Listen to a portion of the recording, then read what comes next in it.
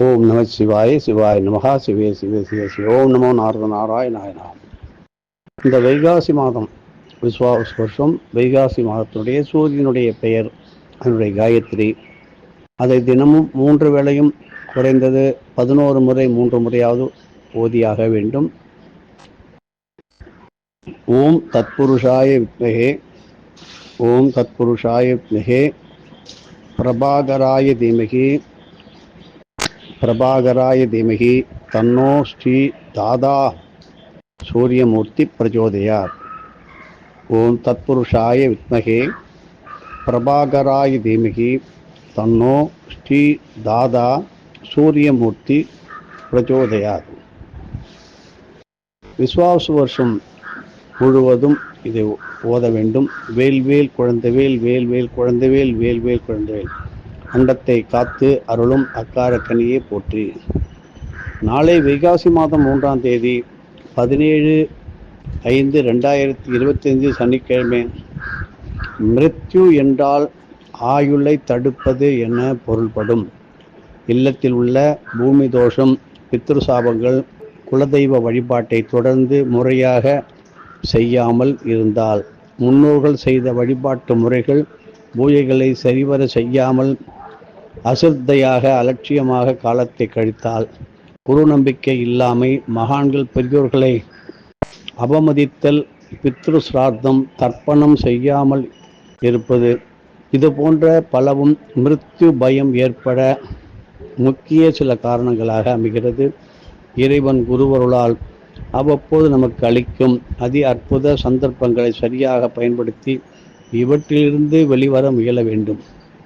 பூராட நட்சத்திரம் மிருத்யு தோஷங்களை போக்கும் அற்புதமான சனிக்கிழமையுடன் ஆயுள்காரகனாக ஸ்ரீ சனீஸ்வரருக்கு உரிய பூஜைக்கு ஏற்ற நாள். அதிலும் நேத்திரம் மற்றும் ஜீவன் இவைகள் 2 மற்றும் 1ஆக இருப்பது மிகவும் சிறப்பானது.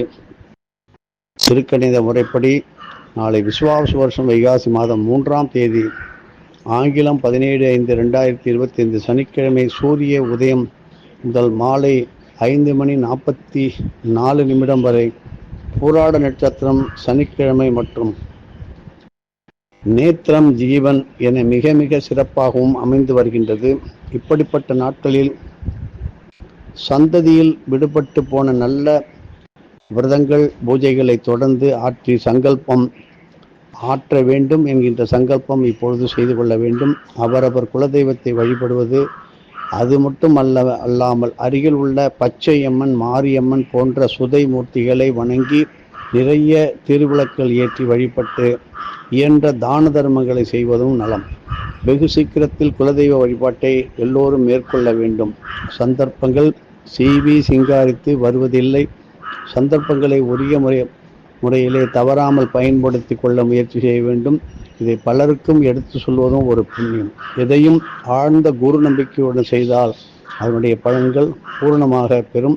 நாளை புதிய பாய், தலையணை, படுக்கை, போர்வை, கம்பளி, நல்லெண்ணெய் இவைகளை ஏழைகளுக்கு தானம் கொடுப்பதும், நல்லெண்ணெயில் அவரவர்கள் முகத்தை பார்த்து அகண்ட தீபம் ஏற்றுவதும், சனீஸ்வரருக்கு பிரீத்தியான அபிஷேக ஆராதனைகள் செய்து நீல வஸ்திரம் சாத்தி நீல நிறமான உணவுகள், திராட்சைப்பழம், மங்குஸ்தான் மற்றும் எள் கலந்த சாதம் இவைகளை படைத்து தானம் செய்வதும், சனீஸ்வர பகவானுடைய காயத்ரி செய்வதும், நவக்கிரக சாந்தி செய்வதும், கும்பகோணம் ஆலங்குடி அருகில் உள்ள யமனேஸ்வரர் யமனேஸ்வரி ஆலயத்தில் ஹோம வழிபாடுகள், அபிஷேக ஆராதனைகள் செய்து யம தீர்த்தம் மற்றும் கண்டகி தீர்த்தத்திலே நீராடுவதும் சகல கோடி கர்ம வினைகள் தீரும்.